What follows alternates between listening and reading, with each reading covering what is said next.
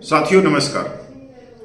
साथियों, 8वें केंद्रीय वेतन आयोग को लेकर जिस तरह से पिछले दिनों में गोदी मीडिया ने अपनी अटकलें लगा के अपने झूठ के प्रचार से पूरे बाजार को गर्म कर रखा है, इसी चीज के ऊपर आज एक खबर आई है फाइनेंशियल एक्सप्रेस में।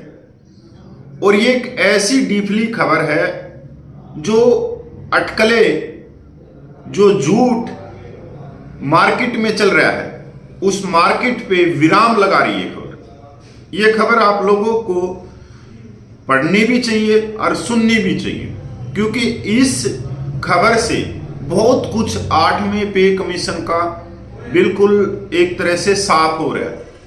यहां पर रुककर मैं एक बात और भी कहूंगा कि अकेली गोदी मीडिया नहीं है इसमें, इसके अंदर जो कोट टाई वाले यूट्यूबर हैं, जो बगैर पे कमीशन आए हुए, बगैर TR आए हुए, जो अपनी तरफ से इस बाजार को गर्म किए हुए हैं, आए दिन अलग अलग फिटमेंट फैक्टर से या अलग अलग चीजों से वो लाखों केंद्रीय कर्मचारियों को गुमराह कर रहे हैं।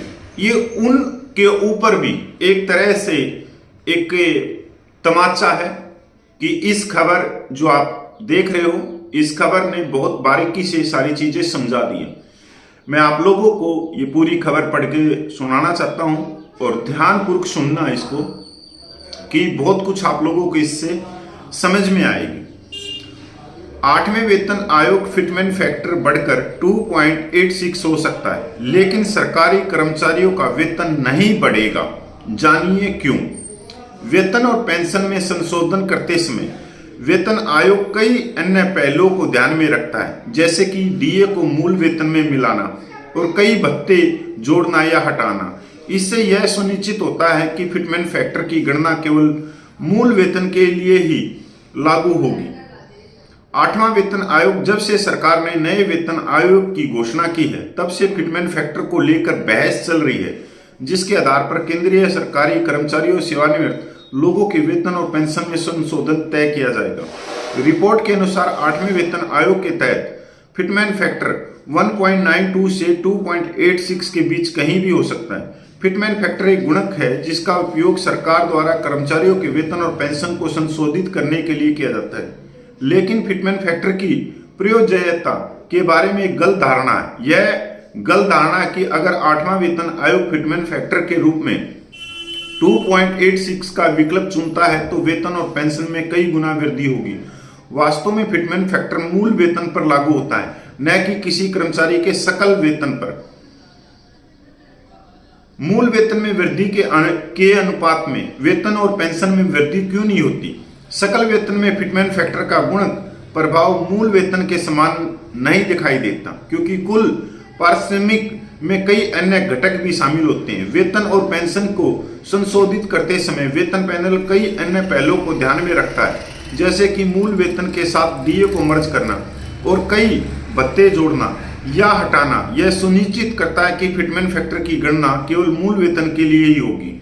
उदाहरण के लिए 7वें वेतन आयोग के तहत वेतन और पेंशन में संशोधन के लिए फिटमेंट फैक्टर 2.57 से लेकर 2.81 माना गया, जिसके परिणाम स्वरूप मूल वेतन 7,000 रुपये से बढ़कर 18,000 रुपये हो गया।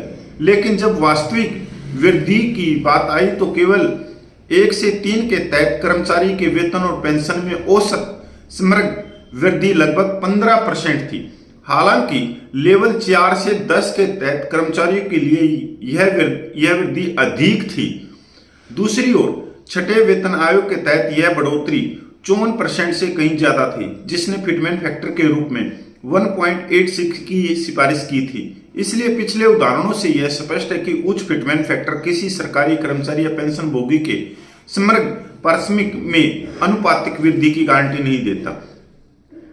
8वें वेतन आयोग से क्या उम्मीदें हैं? जबकि 8वें वेतन आयोग के गठन की उल्टी गिनती शुरू हो गई है, सरकारी कर्मचारी और पेंशन भोगी इस बार एक सभ्य वेतन वृद्धि की उम्मीद कर रहे हैं, जिससे उन्हें सम्मानजनक और गरिमापूर्ण जीवन जीने के लिए पर्याप्त वेतन मिल सके। 8वें वेतन आयोग का औपचारिक रूप से अप्रैल 2025 में गठन होने की संभावना है।